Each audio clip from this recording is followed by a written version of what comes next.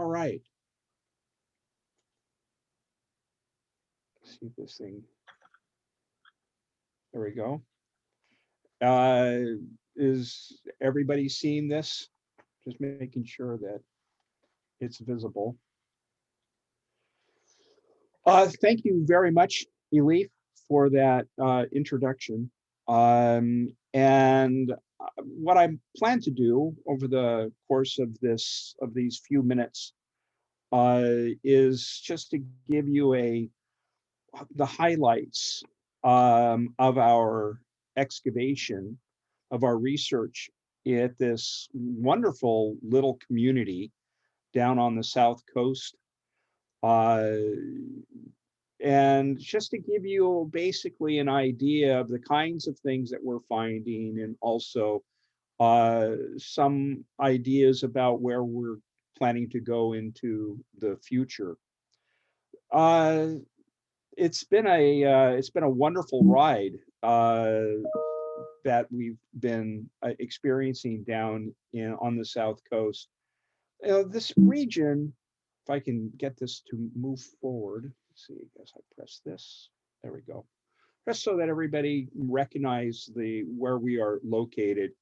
We're on the eastern fringe of the Gulf of Pamphylia.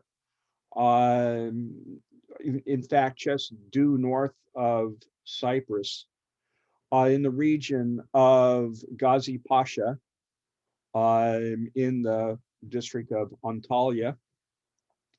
In antiquity, this entire area was the province of Cilicia. Cilicia was kind of divided up between east and west. In the western part, which is down in the Taurus Mountains, is an extremely rugged terrain, hence the term rough Cilicia.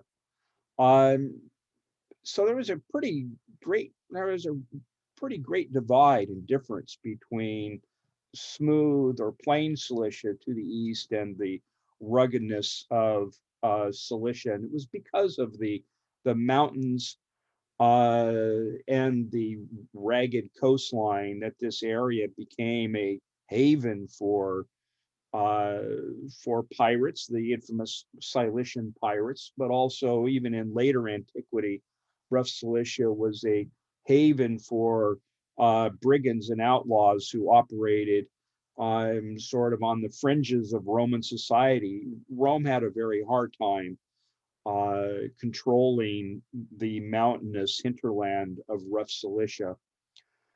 It was in fact the lure of the infamous Cilician pirates that drew us here to this region and to this coastline back in the 1990s to see if would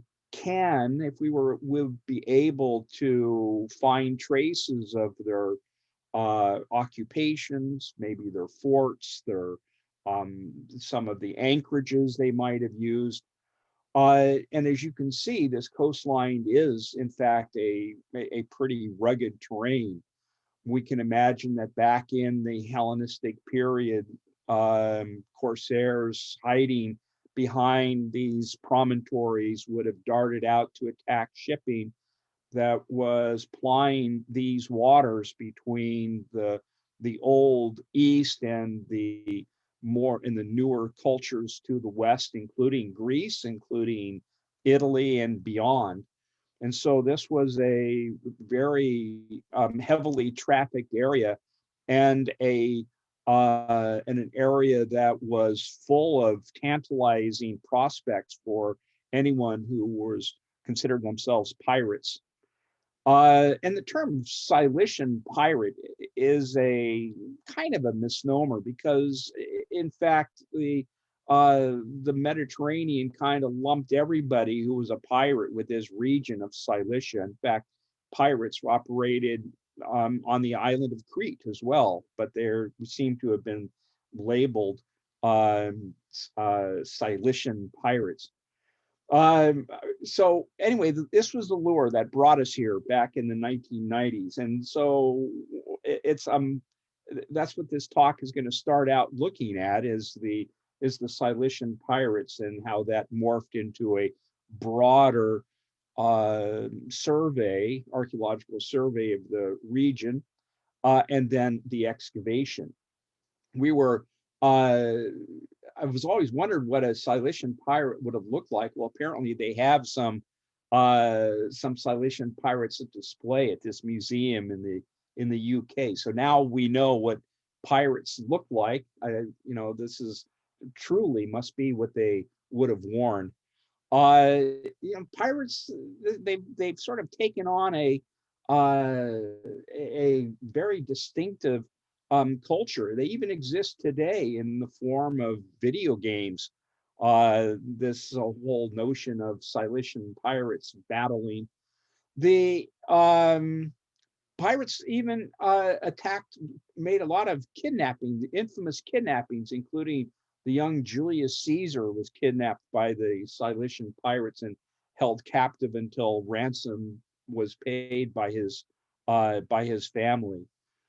They were a definite threat, these pirates, who were primarily interested in people rather than treasure, because they would then sell captives in the slave markets and would reap handsome profits. That seems to have been uh, what they were trying to achieve. When we came to the South Coast looking for these enclaves, we examined caves, sea caves, including this one right in Ghazi Pasha, and we swam into this cave and, in fact, did find primitive mooring facilities. And we thought this might have been a very good location where a pirate corsair could have been moored. Now, the pirate threat, which was a very grievous one, uh, was had certainly been a thorn in the side of Rome for uh, several generations. That the pirates were constantly attacking uh, coastlines throughout the eastern and into the western Mediterranean, and were threatening the very food supply of Rome. So much so, in fact, that the Roman Senate finally had enough, and in 67 they commissioned Pompey to deal with the pirates, and in a classic pincer move, he was able to corral all of the pirates into the harbor at Coricesion, or modern day Alanya.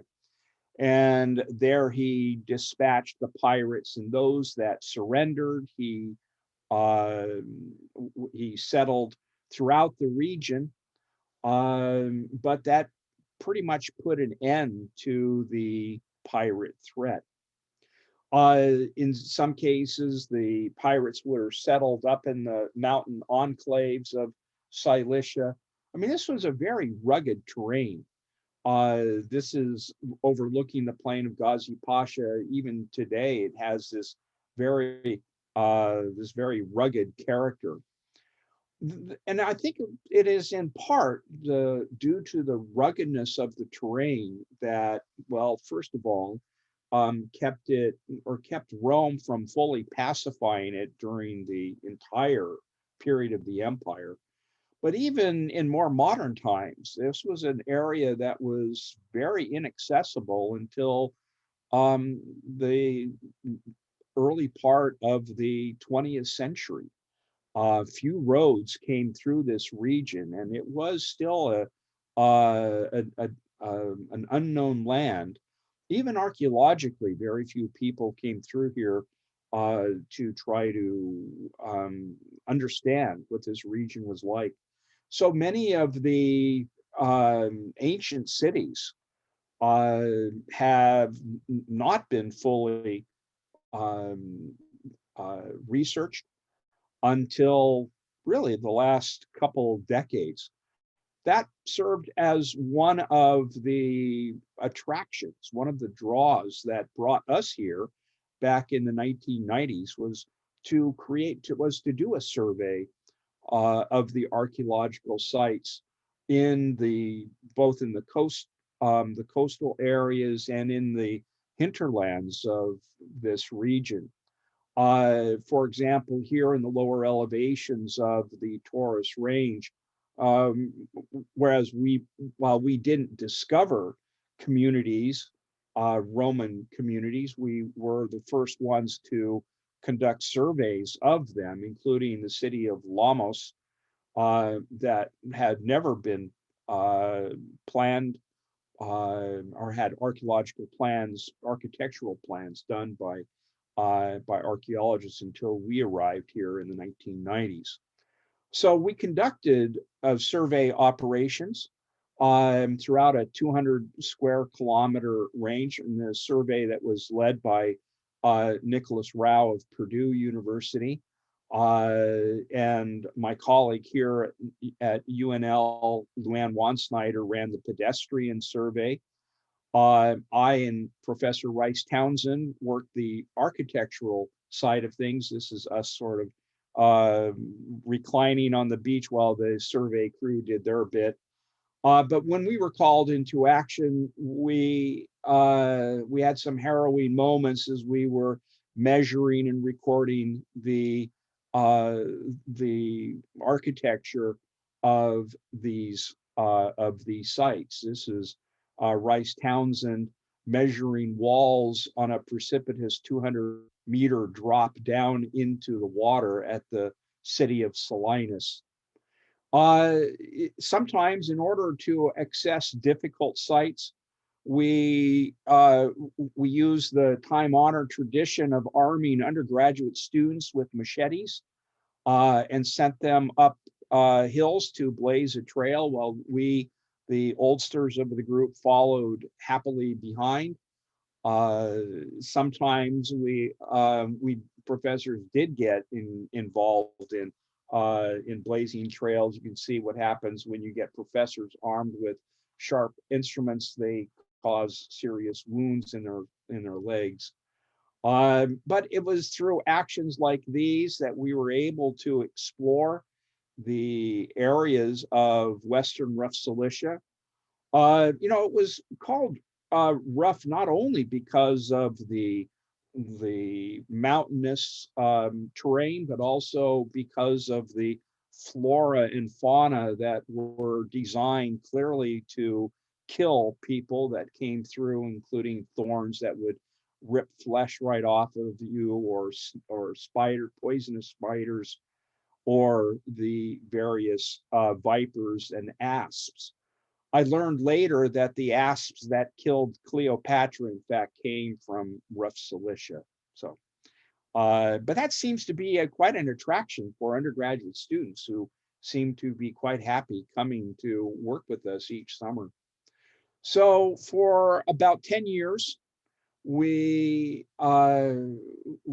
measured and recorded the architecture that we encountered in order to come up with an understanding archaeologically of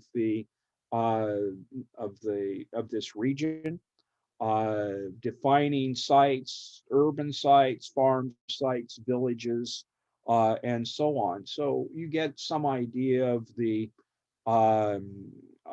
density. In fact, this was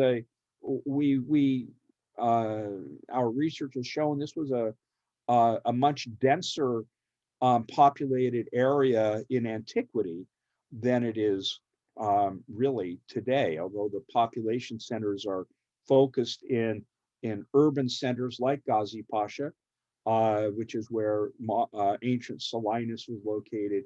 But in antiquity, the populations were much more spread out throughout the region in order to probably take advantage of the agricultural resources, particularly the stands of cedar and oak that the region offered. So we were drawn to the area of Antiochia ad Cragum, which we heavily surveyed. and which we would eventually come here to conduct excavations. Our interest here in Cragum was basically because of our ancient sources that described the Cragum and the anti-Cragum. The Cragus here that you see in the anti-Cragus as two of the more um, um, well-known forts of the pirates. And so we did come here and did heavy surveying, although in our pedestrian surveys, we in fact found no traces of the ancient pirates. We also conducted underwater survey in the harbor of the what would become the ancient city of Antiochia at Cragum. And in 2004, we had our first survey of the seabed by using sidewinding sonar to see if we could come up with any hits. And it so happens that we found a very intriguing object in the Antiochia bight, and that was this bronze um, terminus for a ship timber that was found in approximately 12 meters of water in the harbor.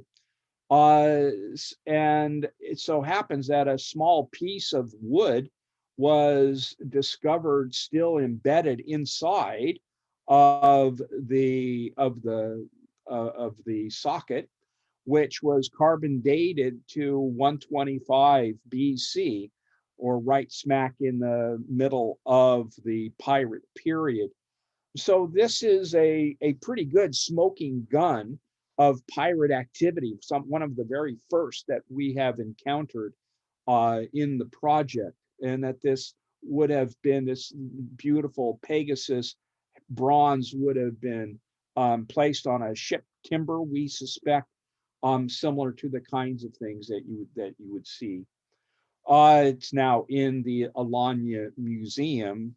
Um, we continued our underwater surveys in subsequent seasons with Hakan Oniz from Actonese University, who's come here on several occasions, and we have uh, done several surveys now in the water, hoping, I suppose, to find a pendant Pegasus figure, but more mundane objects have been found, including anchors from many different time periods. We found examples of Neolithic and Bronze Age, as well as Roman anchors, and even as late as Ottoman anchors.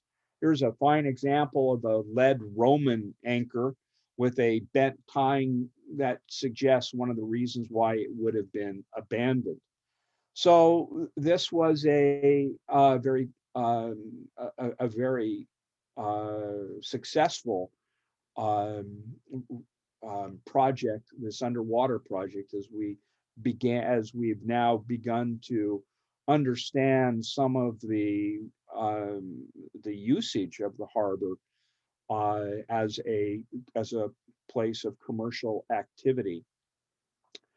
Um, One of the things that we have recently discovered uh, is that the name is different than what we have been told. The term Antiochia ad Cragum, in fact, comes from Ptolemy, and who was commenting upon these shores, and he's the first and really the only ancient source to use those terms. Now, Strabo, who's writing much earlier, mentions the place called the Cragum, which therefore suggests a rather well-known and perhaps popular among sailors along this coast of this geographical feature of these cliffs. And then down below was the Anti-Cragum. So this was probably a well-known maritime locale. The um, the early 19th century Irish sea captain who was here charged by the British Admiralty to locate anchorages along the south coast of Turkey that might be potential spots for Napoleon's ships to seek refuge in, was also an amateur archaeologist, and he was the first Westerner to come to these shores. And in 1812, he arrived at Antiochia. And he must have had a copy of Ptolemy because in his journals that has been published, he in fact calls the spot. He recognized the spot based upon Ptolemy as the Antiochia ad Cragum of Ptolemy, and he uses specifically the Latin epithet. And subsequent uh, visitors to the site uh, during the 19th century and early 20th century consistently referred back to Beaufort and used the term Antiochia ad Cragum. And so that term became then rather historical, if not necessarily accurate, as we're finding out, because in 2018, we found, in fact, within days of each other, two inscriptions. One, a fragmentary statue base to Sabina, and also a very small molding that had letters written on them, and both of them use the term tis paralia. Now, it so happens that the coinage of Antiochia, of which there's only less than 50 examples, but they also use that term tis paralia, and so we now have a new, probably the actual name of the ancient city that would have been founded by Antiochus IV of Commagene during the middle of the first century AD. So our understanding of the site is that after the pirates were dissolved by Pompey, the site lay pretty much abandoned. Whatever pirate habitations there were would have been very temporary. They probably were made out of wood and have long since disappeared. Uh, the city of Antiochia would be founded about the middle of the first century AD. So there's about 100-year gap between the pirates and the foundation of the city. But the name of the city was officially apparently not Antiochia at Cragum, but Antiochia tis Paraliu. That's what we are now finding. So so the city began in the mid first century and would continue to expand for the next several centuries. And that is really the goal of our project, is to understand this city, because it probably better than most of the cities in Western rough Cilicia offers us an excellent barometer to understand the history and the archaeology of this region. So the questions that we were successfully able to answer for the survey have now morphed uh, into microarchaeology and rather excavation. So the new questions we have hopefully will be answered by the data we uncover here. So this is an aerial view by drone of the center of the ancient city, with the northeast temple at the lower left-hand corner, and in the middle of the image, you can see the colonnaded street, and over to the right, the main buildings of the city center, including the great bath complex and the Odeon Bouleuterion that we'll be touching on here in the next few slides. Um, we were when we applied for a permit to work here beginning in 2005, the archaeological directorate of the Ministry of Culture granted it with the understanding that we would um first turn our attention to the temple. It had always been known, this structure, but the ministry would have wanted this thing to be addressed first, I think for touristic reasons.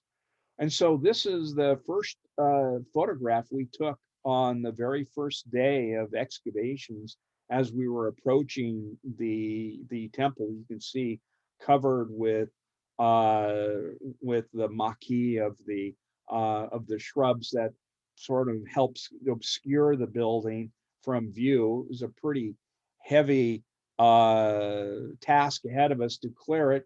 Fortunately, a herd of goats came by and they were able to make uh, a short shrift of it, of course, aided by probably another herd of undergraduate students who also helped out.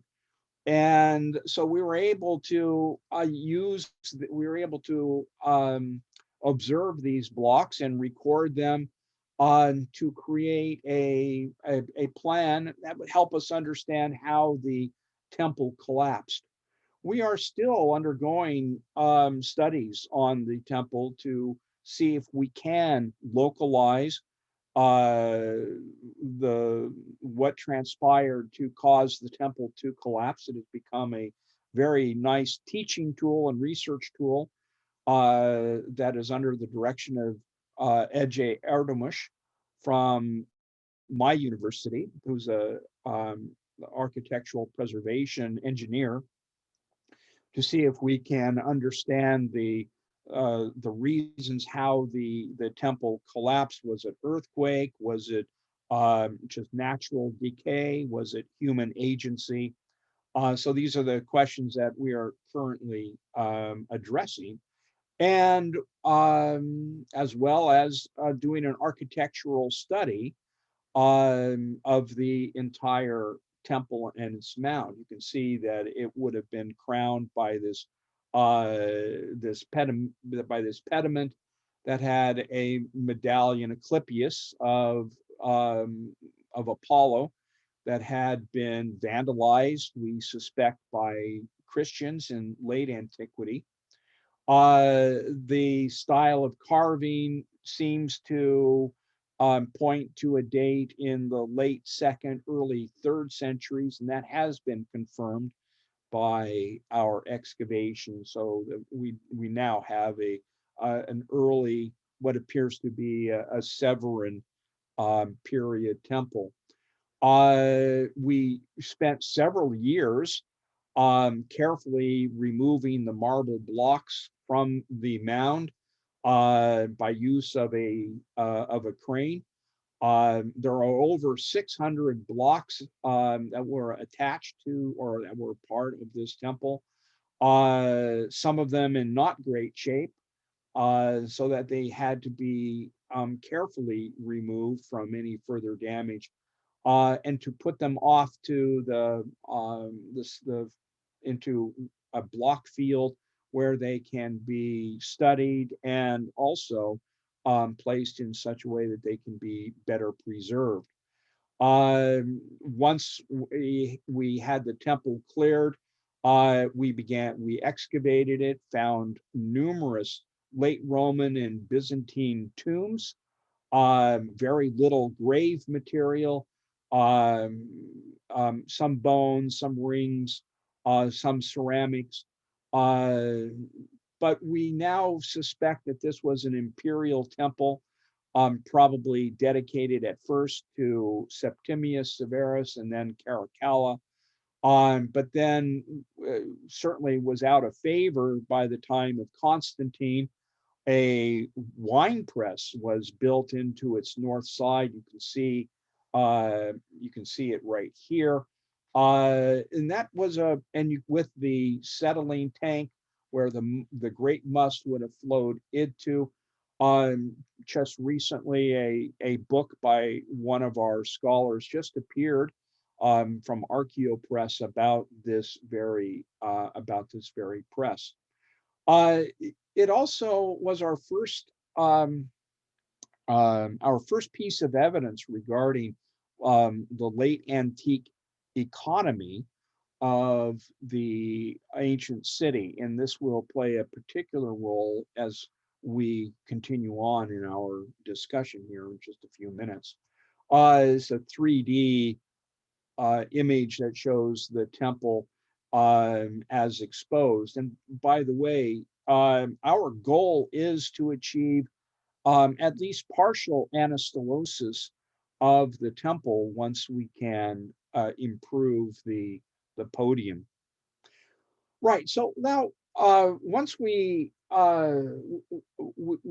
started excavating the temple, and then the directorate allowed us to expand our operations elsewhere on the site, and they were keenly interested in something that we had uncovered while we were conducting survey. One of our students happened across a field in what was to be the center of the ancient city, and he noticed a farmer had been plowing here, and he came up with a bunch of tesserae, suggesting a mosaic underneath. Now, this was discovered before we had an excavation permit, and so nothing was done with it other than the local museum in Alanya had come out to record its placement. But once the directorate allowed us to work beyond the Northeast Temple, we set out to explore this mosaic, and it was directly underneath the ground. Very little alluviation had covered the mosaic, with a large bath complex behind. So we spent the entire season uncovering this mosaic, and we were only able to uncover half of it during the 2012 season. But you see it here, um, the part that we were able to uncover. The next season, and you can see the panels of this mosaic were absolutely stunning. Uh, and so this is again how it looked like at the end of the 2012 season. And then the following season, we were able to complete the clearing, including a swimming pool. Well, I wouldn't call it a swimming pool because they're not like they're going to be swimming laps inside of this 10-meter long pool. It was really more of a relaxing place. By the bath, this covered courtyard, except where the pool was, which would have been open to the sky or the elements. Marble paved, uh, and outfitted with water that would have been piped in directly from the aqueduct that we have also been tracing. So it would have been a cold pool with fresh water being pumped in on a constant basis, with steps that would have brought bathers down a bench along the side where they could either stand or sit in the water and enjoy. It was only a meter deep, if that. So really, it was meant just for coolness and relaxation in the hot summer sun. You can see drains on either end of the pool that we were able to open up and get into to examine. We found graffiti etched into the side of the drain. Uh, we inserted height challenged undergraduate students into the drain, and right near the opening, they found a number of coins. And also this magnificent but broken gold hoop earring.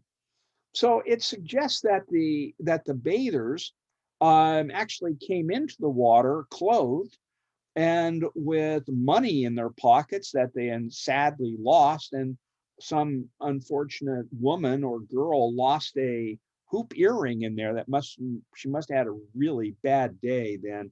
But that served as our really our single wealthiest object until just a couple years ago. Um, and by the way, those coins, uh, the reading of those coins, so many of them were corroded, but a number of them are readable, and they seem to date to the period of Constantine. So we have a nice late antique addition to the Bath complex, surrounded by mosaics, and this is one of the largest single mosaic pavings that we have on the south coast of Turkey. Um, we diligently have covered the mosaic using geotextile and river sand.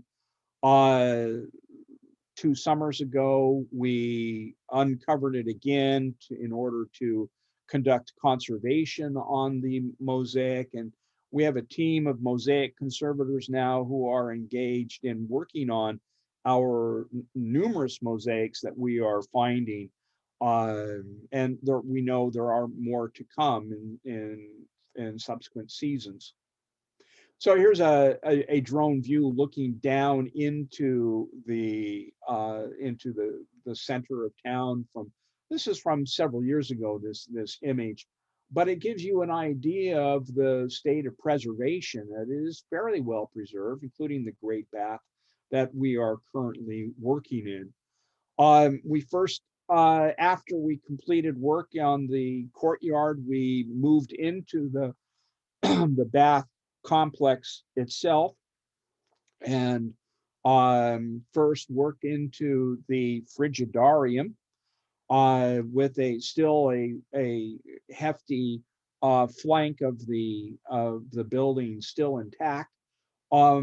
Found fragments of the mosaic that would have overlaid the floor, especially in the apse of the mosaic, uh, some beautiful preservation of mosaics. But one of the interesting things is, I mean, a bath is a bath, and granted, it's a wonderful thing to find, but nevertheless, it really isn't the most outstanding feature of this building. To us, one of the more interesting aspects happens to be the later uses of the bath after its primary function ends, that the building becomes repurposed as a center for light industrial operations. So far, we have been able to find several ceramic kilns, including one just right off the aerial view here, but another one here and here, and two more in the tepidarium that we have recently begun to clear. Here's a little bit closer up view. In fact, the one on the right-hand side is one of the best surviving kilns that have yet to be found down on the south coast. We have examples from the Peely that would have supported the subfloor during the original phase of the bath's existence. Um, but that beautiful surviving kiln, complete with the vents into the firing chamber, and the fragments of the pots that were um, fired inside of the chamber include these Zemer 41 amphoras. Now, these amphoras are part of the wine trade, and now we have a wine press, and these kilns are creating these amphoras for the express purpose of shipping the newly pressed wine out into the broader Mediterranean world. So our ceramics experts are really excited about the prospect of seeing if we can uncover trade patterns that originate here at Antiochia and spread outwards from here. So this is really exciting. Uh, in 2015, as my colleague Barol John and I were overlooking the area just to the west of the bath of the Frigidarium, we looked down into to see these bushes down below, and we both remarked that this looks like a good area with this sort of half bowl shape for a theater. And so we opened up sondages, and sure enough, we eventually found a theater-like building. We now know that this structure is really an Odeon that also served as the bouleuterion for the community. Inscriptions tell us that that institution existed here. So now we have a place that at least double duty occurred, where it served as both an Odeon as well as a bouleuterion. One of the striking things that we have found in our survey of rough Cilicia is that the um, the region is devoid. It doesn't have, it seems, any theaters, nor does it have any venues for athletic contests like gymnasia or palestras or even a stadium. Nothing like that. Even though we know that agonistic contest games did occur here. So the question is, this is a small theater-like building. We know that it served as primary functions as being a bouleuterion and an Odeon, but why couldn't it have also have been a theater? And maybe this suggests that similar types of buildings elsewhere in the region could have done triple duty. It's pretty rare that you do find theaters or that buildings serving both theater and music needs of a community. But this is a small town. We estimate that only 300 people could have been accommodated inside of here. Um, and the community itself was probably not more than 3,000, 3,500 people at most. So I think a building like this that could be pressed into many different purposes was probably the smart and logical thing. Seating would have been by grandstands. So there would have been planks that would have been placed and supported by these radiating walls. We found a couple brackets, iron brackets, in which oak planks could have been inserted. And we found a piece of wood still adhering to one of these brackets that we have been able to carbon date to approximately 100 AD. And also the wood was oak. So we're hoping to be able to restore this building once we complete its clearing. This the city was approached by a roadway that here, at least right by the main gate, has been washed away. But this would have been the main South Coast road that would have connected Western rough Cilicia with its counterparts in the east. In the distance, we see the main colonnaded street into the city. Here's another view of the main gate, and then the colonnaded street with columns that had collapsed from the stylobate. We began to clear some of the shops along this road. to see if we can understand more about the commercial activities here. Unfortunately, very little information was gleaned. We hope to continue clearing the street in subsequent seasons. But we were also interested in anastylosis. We have columns that had fallen directly down. Unfortunately, the bases of the columns as well as their capitals were removed and probably burned in lime kilns. So we brought a couple of marble blocks from the nearby quarry, and we know that this was the quarry that the marbles were extracted for the embellishment of the city. So we are going back to the same source where the marble came from.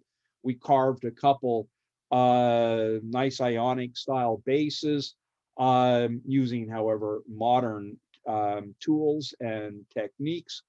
We did do an experiment with using fiberglass rods as the empolia, to help support the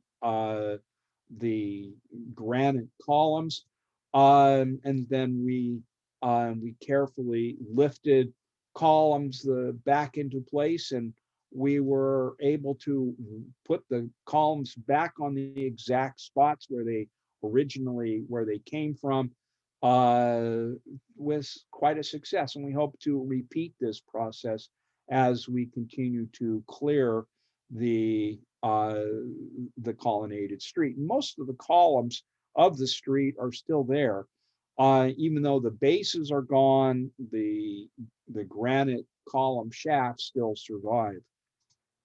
And a view looking at the street, and you can see where what archaeology remains for us to accomplish. Uh, Now that we had discovered, going back to the Great Bath and the Odeon and Bouleuterium, we had we were lacking one more um, structure. We'd always wondered where the latrine was. And so, just in 2017, as we were clearing the space between the Great Bath and the Bouleuterion, we came down upon the latrine. Uh, we, in fact, had been hoping that it would have been in this vicinity, and so we're quite thrilled to have found it. As you can see, looking down upon it, it was also unusual in that it was paved with a mosaic that had been repaired in antiquity. It had three panels, but the panel on the left side, you can see, was had been damaged, and repairs and just single white tesserae took its place. But at least the other two panels were in observable shape. Now, considering the fact this is in a latrine, it's not a place, I suppose, where people doing their business would want to carry long. And the Romans had this belief that, bad spirits existed in nasty places. And so a way of dispelling the bad spirits is to introduce humor. And so that's what these mosaics accomplish, is to provide a kind of a humorous content for the men who would have been sitting upon the banks of seating along here. So we have mythological figures like Ganymede, for example, who is shown being grabbed not by Zeus in the form of an eagle, but by a heron, who's also dabbing his penis with a sponge, and at this, which of course is suggesting a sexual act. But at the same time, Ganymede is grabbing a stick with a sponge on the end of it, because that is in fact how one cleanse themselves following their duties in in a latrine. The other mosaic is Narcissus, the lad who was so handsome that he fell in love with his own reflection. But here, the humor is that he's not so much enamored with his own reflection, but in his own prodigious male member. So it would have, I would imagine, elicited hearty, robust guffaws from those who were seated on in this latrine. Finally, one last thing I want to bring to your attention, and that is we've begun to excavate another bath, a much better preserved bath, just outside the main gate of the city.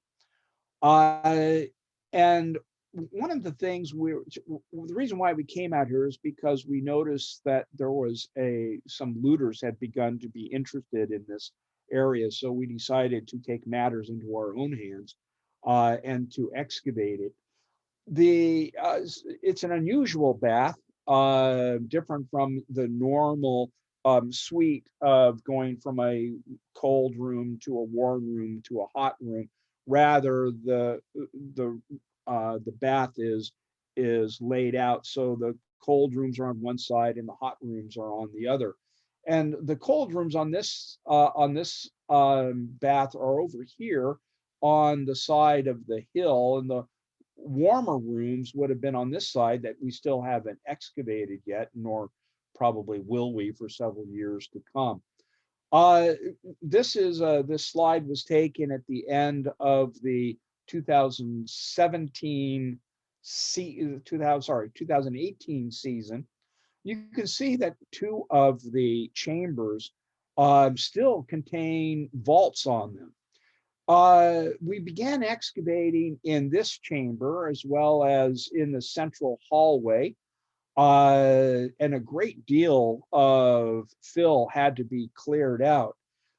Just to show you what it would have looked like, here's an image taken on the very first day of excavation. And try to imagine that, this is what it was like, just only a couple centuries ago. And there was no habitations here at all in the area where the ancient site is located. So this would have been a very romantic ruins, just up to a couple centuries ago. Only a less than a meter underneath the top surface, we came across coins, and not just a few coins. We came across what must have been two bags of mainly all silver and gold coins. Um, so far, we're still cleaning them, mind you, a couple of years later. But we've come up to about 4,500 gold and silver coins. Uh, and many of them are European silver coins, such as these Venetian ducats or these French coins. So far, our dating is showing to the early 17th century for when they would have been deposited here in this in this chamber. Uh, they were probably in cloth or leather bags. No other artifact was found with them.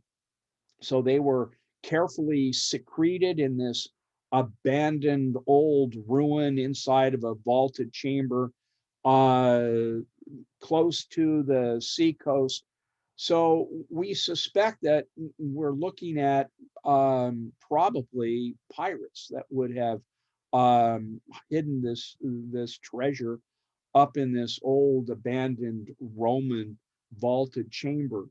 In the early 17th century, much of the coastline was under risk of pirate attack. Not so much the Turkish coast, mind you, but rather the western part of the Mediterranean and beyond. This is the period of the Barbary Coast pirates, of which we know that many of the ship captains were in fact Ottoman or Turkish. And it is not a far-fetched idea to suppose, although we don't have direct evidence for it, at least not yet, uh, that maybe this is the treasure from one of these Ottoman pirates of the Barbary Coast who secreted their treasures in this area. So when I was talking about pirates and more pirates, so we've gone from Cilician pirates to Barbary Coast pirates. Uh, there are so many coins uh, from so many different places. All the European mints have so far been accounted for. The majority of the small coins are of Ottoman mints, and those are, and everything is still undergoing conservation by our conservation team and working in the Alanya Museum. And that was, in fact, our main activity this past summer when we were not able to excavate. I was not able to be there, but we were able to do conservation as our main focus. Just to continue the story of the small bath, as we excavated further down, in fact, directly above the paving, we came across a skeleton. And it so happens that we had in our team that year a forensic anthropologist who dealt with trauma to humans, and so she excavated this skeleton. And not only have we found one skeleton, but we've now found four in the 2019 excavation. And these skeletons of people living in late Roman period, whose bodies were just thrown here. Apparently, each suffered a traumatic, probably fatal wound, and whose bodies were dumped here rather unceremoniously. So this chamber is, or the small bath appears to have suffered some sort of or at least was a dumping ground for dead bodies, perhaps during some sort of a cataclysmic event that we are still trying to understand. And we suspect we will find more bodies as we continue our clearing, which will take many years to come as we proceed down. And directly underneath this skeleton, we came down upon the bottom of the bath of this chamber of the Frigidarium with another mosaic. So I hope I've tried to give you some of the highlights of what we have found in our excavation. We continue to work here. It's a fabulous site, and the information that we are gaining. I've tried not to giving you all of the minutia, but there's a great deal of data that we are gathering about the history of the site, what the people did, and how they lived. And we hope to be able to continue working here for some time to come. So thank you very much. That's it. Thank you very much. I will stop sharing. Okay. There we go. This was wonderful. I really, really want to go see the site now. It's amazing. Does it get really hot there? I presume it's really, really hot. Well, Turkey has a hot climate during the summer. Cilicia, because of the confluence of currents, is an extremely high humidity in addition to the high heat. So this is why bananas are the main cash crop of the area, because the climate is much more like the Amazon than the drier air of the plateau, which as the crow flies, the plateau is only 40 miles away, but it's a vast difference in terms of climate um, than between those two areas. So yeah, it's extremely hot, extremely humid. So I'm sure we have lots of questions. We have one in the chat, but I want to take this opportunity to ask my question first to get it out of the way. So you said there you found some harbor area, and you were able to also find a road leading inwards. Do you think most of the communication was done through the sea or through the land? And also, do you think there was any evidence, or there could be any evidence for producing their own ships in the area, or were they just bringing the ships in from Good some? question. Well, we know that that in the Hellenistic period, first of all, many, I don't want to say much, many of the Hellenistic and Roman ships, in fact, were made of cedar. And many of the ships of Mark Antony were made from, and Cleopatra came from the vast stands of cedar trees here in rough Cilicia.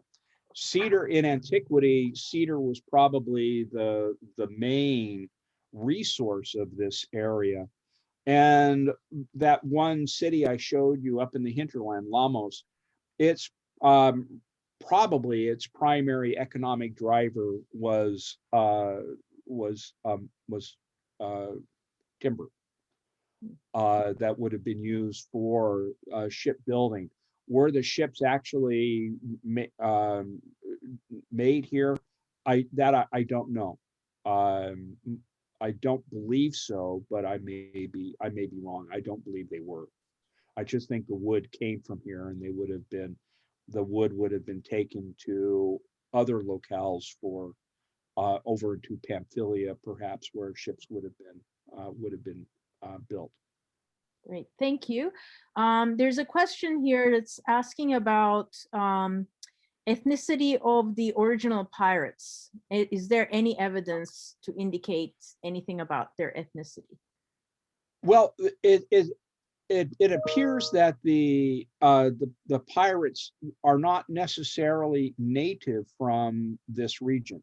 I mean, there probably were some, but pirates are gosh, I don't know, by disposition, are basically disaffected people from all over.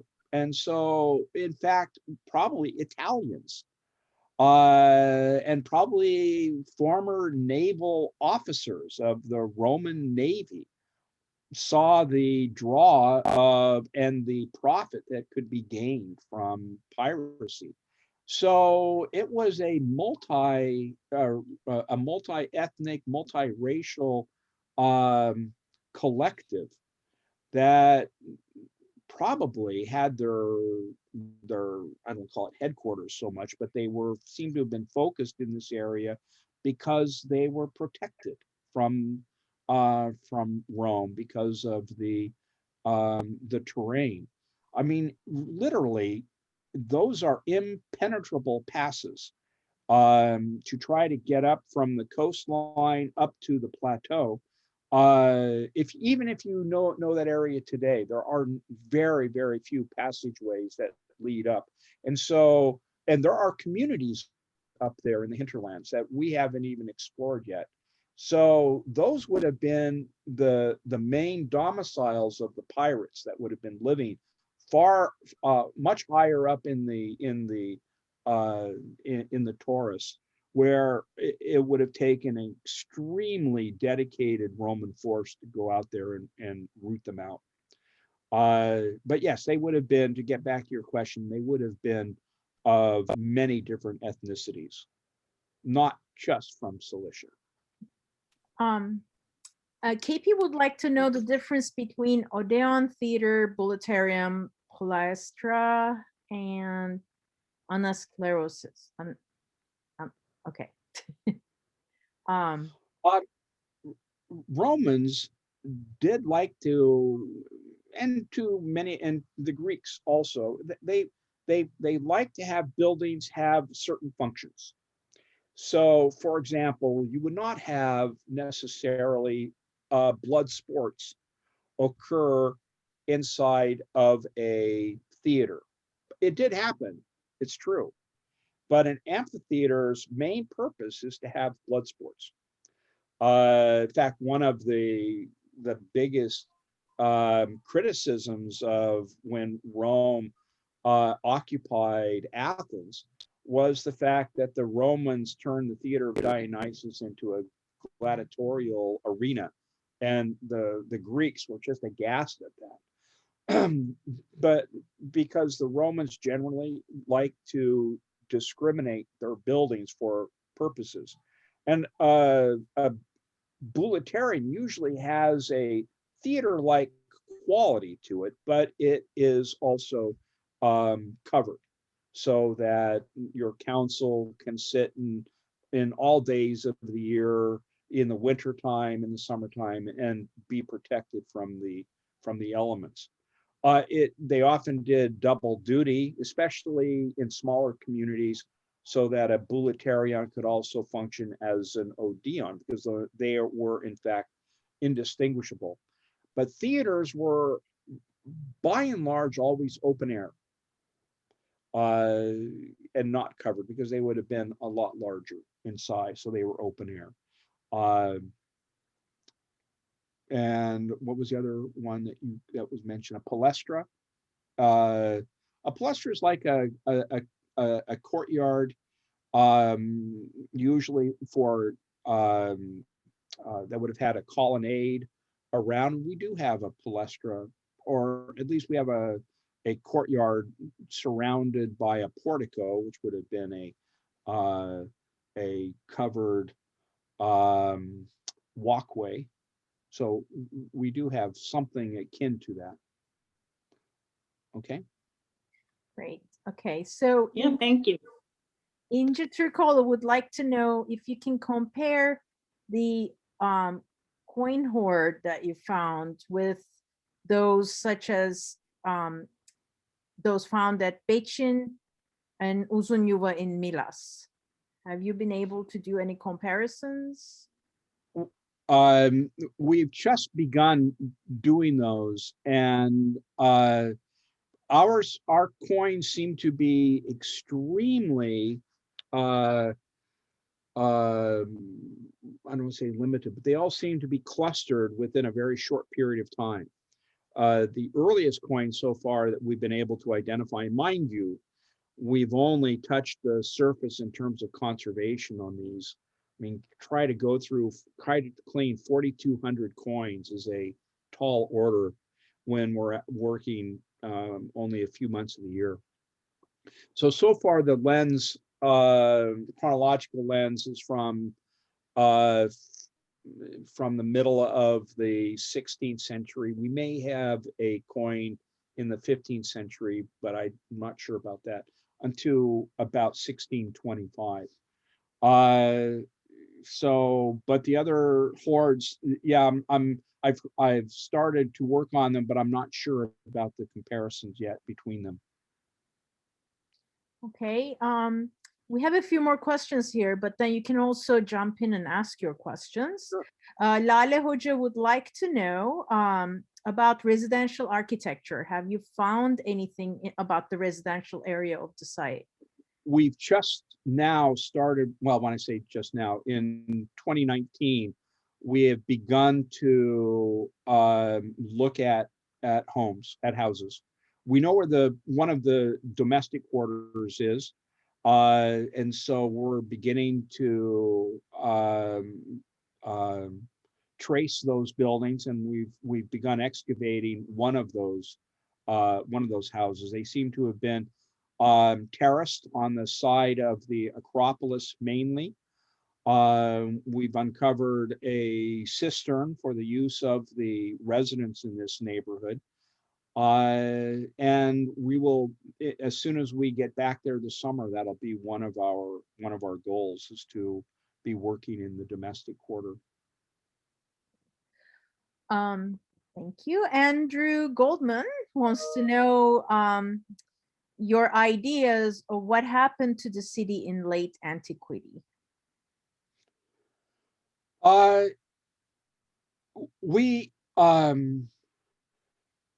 We think that the city, our pottery is telling us, our ceramic finds are telling us that the city probably came to an end during the Middle Byzantine period. So roughly at the earliest around 900, maybe as late as 1100, which is about the same time that the earliest Seljuks were arriving into this region.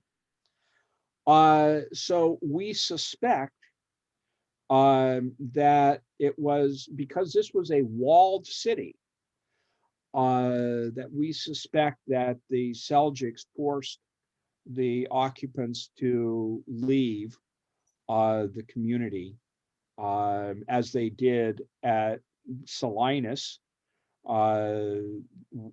We also have a suspicion that Selinus itself was emptied because that the domestic quarter was inside walls, and were forced to move upstream into what is today modern Gazi Pasha. So that's that same scenario we think occurred at Antioch, but where the people actually went, well, at least outside of the city, there is a community there now. We don't think that the city was or that community has been there for very long, probably no more than 200 or 300 years. So that would not have been the place where the original inhabitants of Antioch would have moved to. So where they went, we don't know, but it was abandoned apparently around during the early Seljuk period. But we have discovered that, of course, they grew grapes there because we have the wine press. And we are finding traces of wild grape up in the hills. So these would have been clearly descendants from the early grapes that were being grown, at least in the late Roman period, if not earlier. By the time the Seljuks arrived, that wine would not have been something that would have been an approved commodity to make. So Mark Wilson is asking, with the discovery of the 2 new inscriptions, will you rebrand your site with the new name?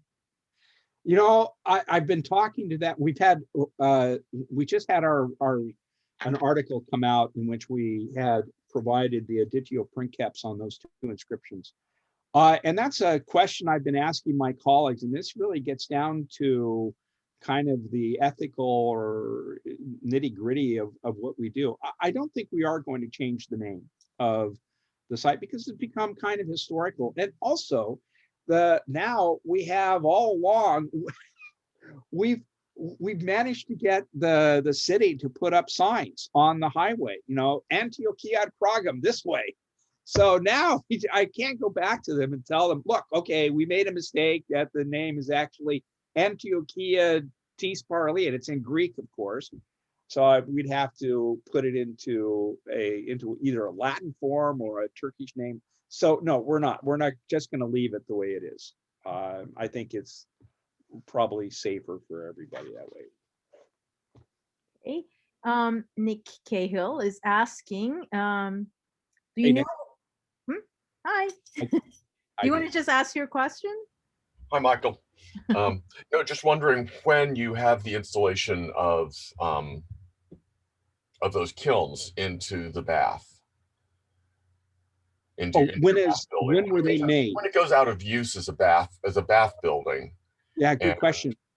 The dates of those kilns are in the early 4th century, but that doesn't tell us exactly when the bath went out of operation. That's early. There may have been some, some time of abandonment in between. That part I don't know, but we can establish the date of the building of the kilns, but not the date of the. You said early 4th. Yeah, I'd have to go back and look at my notes. So I think that's what my ceramist was telling me. And do you think it's because the baths are out of use as a bath for other reasons, the water supply is failing or something like that? Or do you think the baths are put out of use for some other reason? I mean, is it a sort of ecological, why the change? I think that the baths were constructed at the very end of the 1st century. So roughly between 75 and 100 AD that they were put into operation. So going out of business 300 years later, that's a pretty long lifespan for a building of that type that requires certain degree of technology. And by the way, we know that it's being repurposed so far we've only cleared out just the frigidarium and part of the tepidarium. We've also found a glass workshop. So this whole thing, and we wonder what we're going to find in the caldarium, now the repurposed caldarium. We're certain that we're going to find more evidence of light industrial work that is unrelated to baths. So I think that it was, and even the mosaic out in front was being used as part of the glass the glass workshop area. So I think this whole zone is being not put out of business, but rather it's being repurposed. That it's no longer functioning. So let's make use of it in a different way.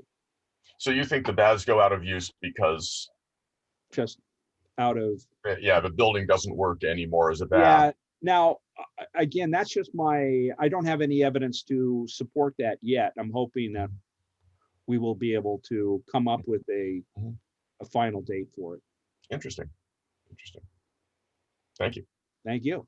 Okay, well, Sunahajo has a question about the columns. How many do you have of the columns? We have a ton of columns. Now I'm embarrassed. I haven't counted them. But these are granite columns, and they're almost all of uniform size.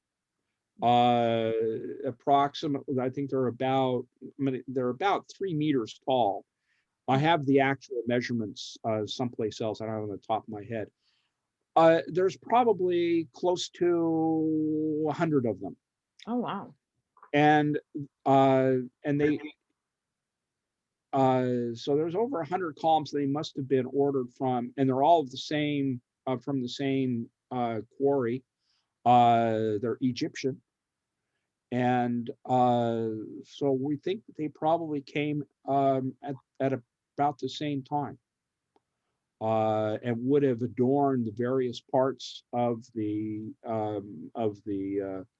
site. We even found one of the columns down in the harbor. How it got into the harbor, I don't know, but maybe it came during when they were imported into the site, and they just fell off the ship and they just left it there. I don't know, but they all seem to be of a piece, same diameter, same height, same material. Interesting. Any other questions? I don't see everybody, so if you have any questions, jump in. Well, we really have to go see the site.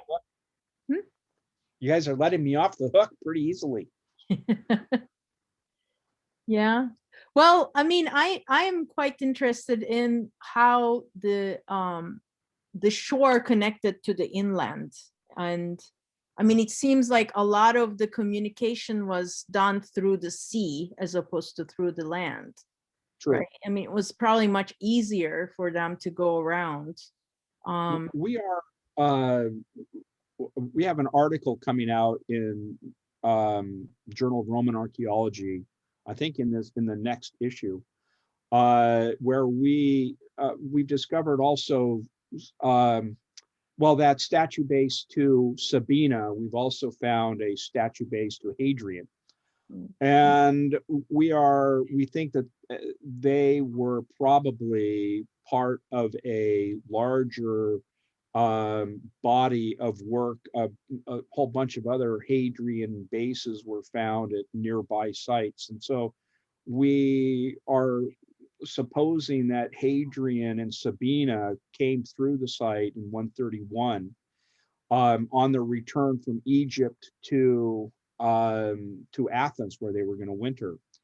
And the question is, did they come by road? That we're just now beginning to understand more about this coastal road, or did they come by ship? We know that itineraries like this often take months of advanced planning, and that provisions, if they came by road, provisions by ship would have been made weeks ahead of time, so that the imperial entourage would have stuff waiting for them wherever they stopped.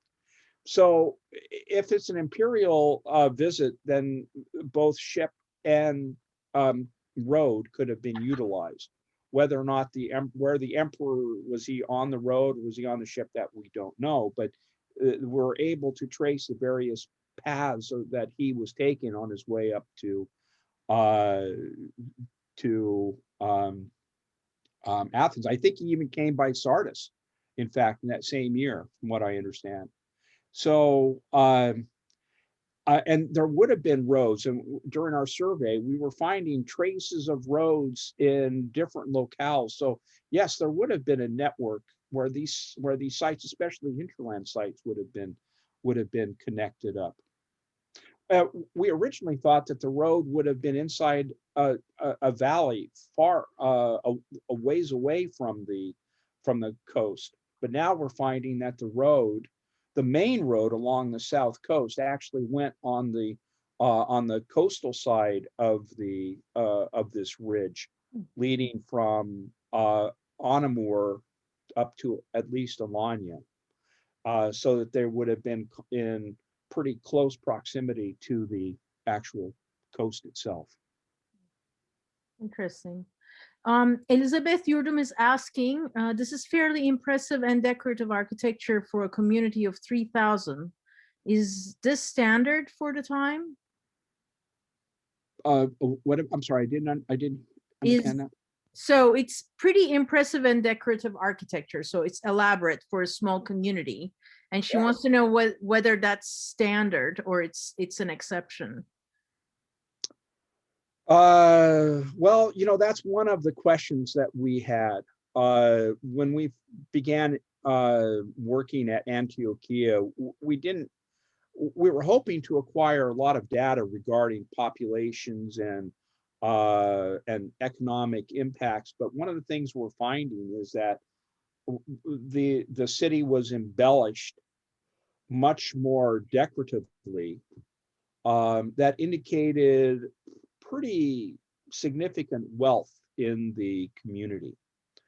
So that part has been surprising, and whether or not that is common throughout the other communities, we cannot say, because we haven't had it. While we've explored these areas, we really haven't come across anything with the decorative appeal that Antiochia has. But that doesn't. But then again, before we excavated there, we didn't see anything there either. So it may very well be that should somebody excavate some of these outlying areas, like Lamos, they will come across some pretty decorative things. Now, the city of Siedra, which is a little bit further to the northeast of us, that is a pretty a pretty heavily decorated site, and now excavations have begun there. So we look more to be hearing about Siedra in the future. So kind of related to that, Andrew has a question. Andrew, if you want, you can jump in, or if you want me to read it, I can read it. I have one more question then. We're looking at a rather small site, but a seemingly wealthy one. You have mentioned cedar, but what are your ideas about how all this wealth is arriving at the site to support the construction and decoration of so many monumental structures? Well, it's a good question. We are looking into the agriculture. Yes, we do have the wine press, and but one wine press doesn't make a great deal of wealth for a community. But I think that's just the tip of the iceberg of the kinds of things that we're finding that probably was going on there. The forest, the wood availability, I think, was also a major factor. Here's the deal also, and this may go back down to the population question as well. The stands of cedar forests were vast in antiquity, but then they were all cut down. And once they were cut down, that may have also helped to help us understand why these communities then disappeared. Because if you don't have the stands of trees surviving, you don't have any reason for forestry to continue. Now there are no cedars in this region. I know cedar is a protected tree in Turkey. In order to harvest cedar, you have to get a special permit, which is hard to get. Now, up in the very, very high reaches of the Taurus, there are still stands of cedars that survive. And it takes thousands and thousands of years to regenerate these forests. The forests of Cilicia now are new growth trees of pines mainly. Those things can grow back pretty quickly, but oaks and cedars, the trees that would have attracted Romans, and whether or not they were Romans or at least the indigenous people who were resourcing those trees, once they were gone, the economic needs for having communities probably disappeared. Lutz is asking, is there other evidence for imported architectural material, I guess, and from where? So, well, interesting. We have a couple of inscriptions that have been found, not in Antioch, but in the areas around Antioch, that talk about masons coming from Selgate. So, and we've also, this is a clear indication that that groups of artisans are being brought from one community to other communities in order to do their job. Our mosaics that we have, and we're just finding lots of mosaics, were probably done by were probably commissioned by wealthy people in the town, but the mosaicists are coming from someplace else. Onamur, maybe, because they have a tremendous mosaic collection there. Maybe from Lycia. We have found pretty striking details with some of the mosaics from Onamur. And it may be that's where our mosaicists are coming from. or perhaps where the mosaicists who worked on Anamur then went on and worked at Antiochia, and maybe they're coming from further east. There's a mosaic conference in June in Antiquity that we will be attending, and hopefully we'll learn a little bit more. These are the kinds of directions that we want to go. We want to know where these mosaics, where they're coming from. So an Antiquity would be a good place to start. Great. Eda Özel is asking, I wonder if the anchors you've mentioned from the Ottoman period could provide any clue about the coins from the early 17th century. It could. Again, we're able to recognize that this was not a very heavily populated area in the 17th, 18th centuries, and yet we're finding evidence of our harbor being visited, but there isn't any reason to visit the harbor. There doesn't seem to be any agriculture. There doesn't seem to be any population. So who's actually in the harbor? Could these be transient folks coming by just seeking shelter for nightly or weekly or temporary? Are they hiding from something? They're not. This isn't a very well protected harbor, but it is a place where at least it can be protected from some of the winds that blow in the Mediterranean, depending on the time of year. So it is an anchorage. It is an anchorage without shoals, at least. So it does offer some protection, some safety, but it's not any kind of occupation that is going on here. Great. Any other questions? These are great questions. So the conference in June, that will be online, I presume. No, I think it's in person so Really? far. So far. So you'll be here in June in Turkey. Yeah, well, that's the idea. We start excavating on the 15th. Excellent. If So everything those works out. of you who managed to get to southern Turkey, here's a site you must visit. So yes, we'd love to show people around. Yeah. Any other questions? Anyone else?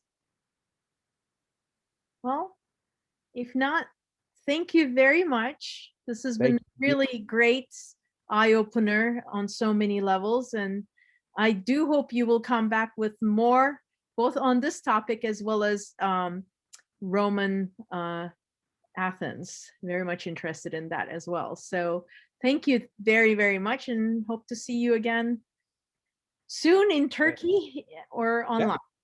So, well, thank you, Leaf, and thank you, everyone. I appreciate it. Many thanks. Good night, everyone. Bye. Thank you, Leaf. Yeah, this is great.